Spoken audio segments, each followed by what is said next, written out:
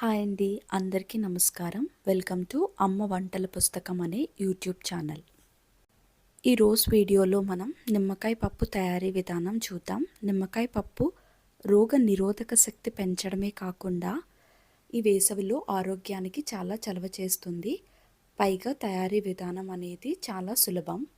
నిమ్మకాయ పప్పుకి కావలసిన పదార్థాలు: పచ్చిమిర్చి 6, ఎండుమిర్చి 3, పెసరపప్పు ఒక మీడియం గ్లాస్ సైజ్, పోపు దినుసులు, వెల్లుల్లి రేఖలు 4, ఉప్పు మీ రుచికి తగినంత, కారం 1.5 టేబుల్ స్పూన్, నిమ్మరసం మీ పులుపుకు తగినంత. ఇప్పుడు తయారీ విధానం చూద్దాం. పొయ్యి మీద ఒక బాణీ పెట్టుకుని 2 to 3 టేబుల్ స్పూన్స్ ఆయిల్ వేసుకోండి. ఆయిల్ వేసుకుని బాగా మరిగించిన తర్వాత పోపు దినుసులు, పచ్చిమిర్చి, ఎండుమిర్చి, వెల్లుల్లి రేఖలు, కరివేపాకు రెబ్బలు 2 వేసుకుని దోరగా వేగించుకోండి.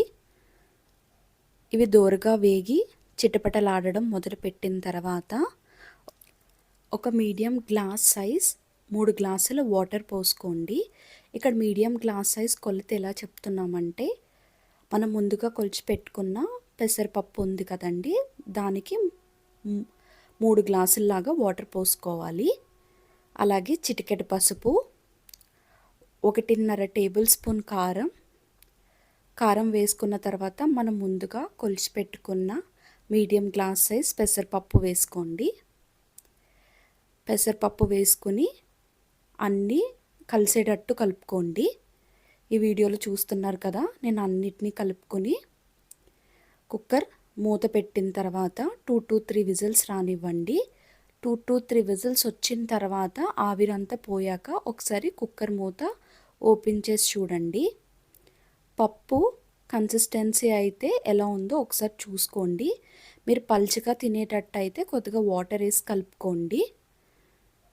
పప్పు కన్సిస్టెన్సీ అడ్జస్ట్ చేసుకుని పప్పు అంతా చల్లారిపోయిన తర్వాత నేను ఇక్కడ నిమ్మరసం పిండుకున్నాను.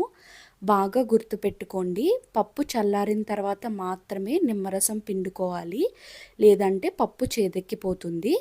నాకైతే 4 నిమ్మకాయల రసం పట్టిందండి. నా పులుపు కన్సిస్టెన్సీకి అడ్జస్ట్ చేసుకుంటూ నేనైతే 1 టేబుల్ స్పూన్ ఉప్పు వేసుకున్నాను. మీరు కూడా నిమ్మకాయ పిండుకున్న తర్వాత దాన్ని బట్టి ఉప్పు క్వాంటిటీని అడ్జస్ట్ చేసుకోండి. అంతే అండి, ఎంతో రుచికరమైన ఆరోగ్యమైన నిమ్మకాయ పప్పు తయారీ విధానం. మరిన్ని వీడియోస్ కోసం please like, share and subscribe.